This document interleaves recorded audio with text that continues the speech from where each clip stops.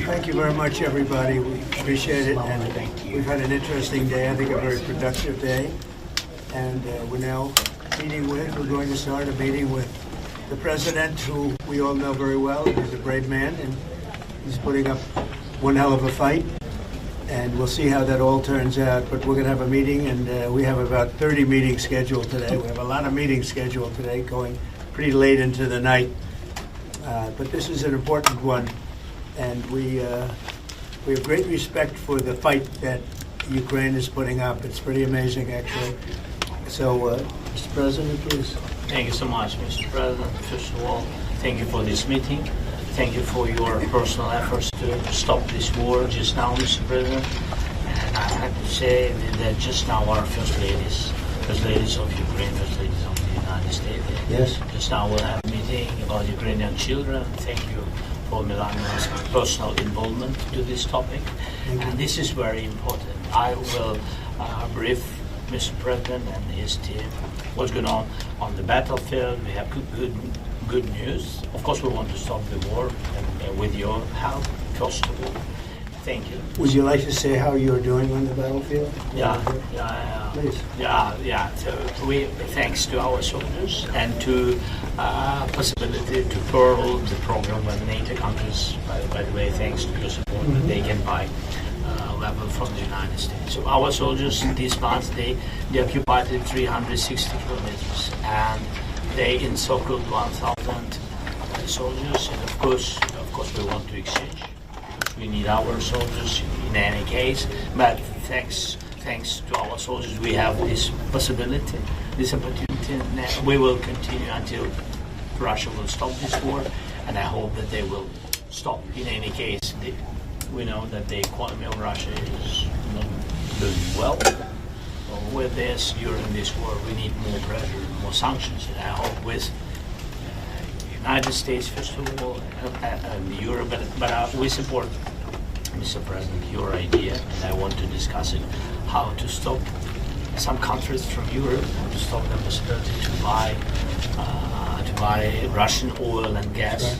President Trump, your message to the... Are you willing to provide Ukraine with the security guarantees the same way as European allies Well, do? that's later down the road. We'll be talking about that. Hopefully, we'll be in a position to talk about that a little bit later on. It's a little bit too early to answer. Why that do you question. think Mr. Putin is not willing to meet with both of you? President Trump, your message to President Orban, who is refusing to stop buying Russian oil. Well, he's a friend of mine. I have not spoken to him, but I have a feeling if I did, he might stop, and I think I'll be doing that. Thank you.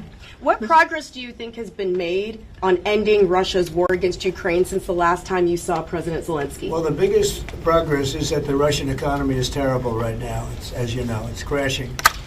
And that, frankly, Ukraine is doing a very good job of stopping this very large army. It's pretty amazing. You know, this is a war that should have ended in 3 days, 4 days. People said it was going to be very quick, and you got to hand it to the Ukrainian soldiers and everybody involved. It's still going on, and that's not a good thing for Russia. This was supposed to be quick, and so, you know, Russia doesn't look very distinguished, having taken 3.5 years now, right? It's about 3.5 years of very hard fighting, and it looks like it's not going to end for a long time. Thank you very much. Any questions? Mr. President, do you think that NATO countries should shoot down Russian aircraft if they enter their airspace? Yes, I do. Mr. President, any update on your talks with President Putin, and do you still trust him? I'll let you know in about a month from now, okay? Mr. President, have you been briefed on the latest alleged drone incursion into Denmark? What do you think of that? And Where are they? Into Denmark. Copenhagen. Denmark is saying that there were some drones that shut down an airport, possibly Russian sabotage.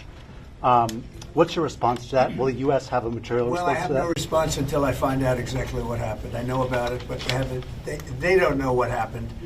But we're going to find out very soon. Sir. Would you back up NATO allies? You said that you thought that they should shoot down the Russian aircraft. Would you back them up? Would the United States help them out in some way? Depends on the circumstance, but, you know, we're very strong toward NATO. NATO has stepped up. You know, when they went from 2% to 5%, that was great unity. Trillions of dollars is being pumped in, and they're paying us for the weapons that we send. But that was a big day. That nobody thought a thing like that could happen. You had countries that weren't paying 2%, and now they're all paying 5%. That's a lot of money. It's a lot of weapons they're buying, and they're buying them from us. They're buying them from the U.S. You know, in the old days, Biden gave them everything, gave them $350 billion worth of money and weapons. It's a lot of money and a lot of weapons, and we got really not much for it. We gave the money to Ukraine to fight, and they've proven they're very brave. I mean, look, they're fighting, and this is a war going on 3.5 years, and people thought it would be over quickly because Russia's a big military power, and Ukraine, I tell you, they are good fighters. Got to hand it to them. They have a lot of courage, a lot of guts. Thank you very much, everybody. Thank you. The United States was a good, constructive meeting. I'm very thankful for his efforts. I said it during the beginning of our meeting, but I think what is more important, what we discussed. I will not share all the details this time of our discussion, but it was good, and there are some moments about battlefield. I think that President is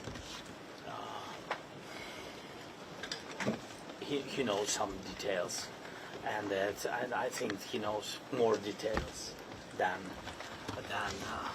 usual. Not usual, I mean that before, and I'm happy with this. I'd like to ask you, when you compare this General Assembly to previous General We shared some details, and he shared with us, I think, even more, and some details about the economy of Russia.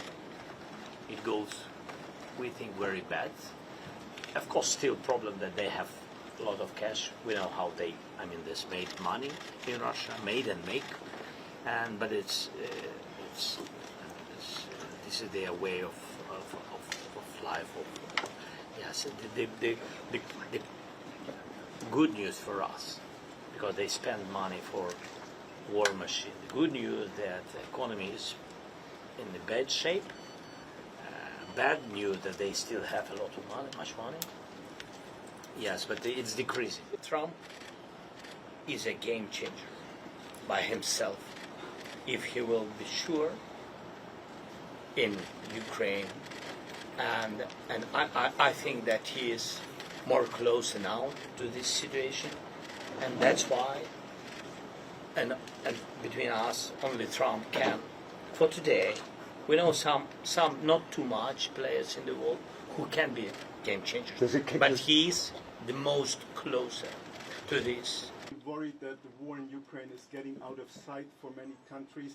That He has had relations with Putin, and before my dialogue with him, he had these relations, and I don't know on what this relation based, but in any way he has it, and that's why he trusted that when Putin shared with him the situation in Ukraine on the east, that in one day, in 1 week, in 1 month, or these fairy tales that they will occupy totally our Donbass east, or part which we control.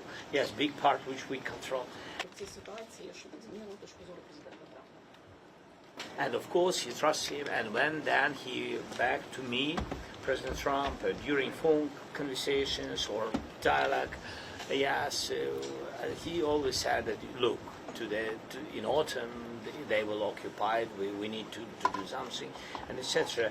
And then one by one he understood that Putin is just sharing some information which is far away of a real situation on the battlefield, far away of truth.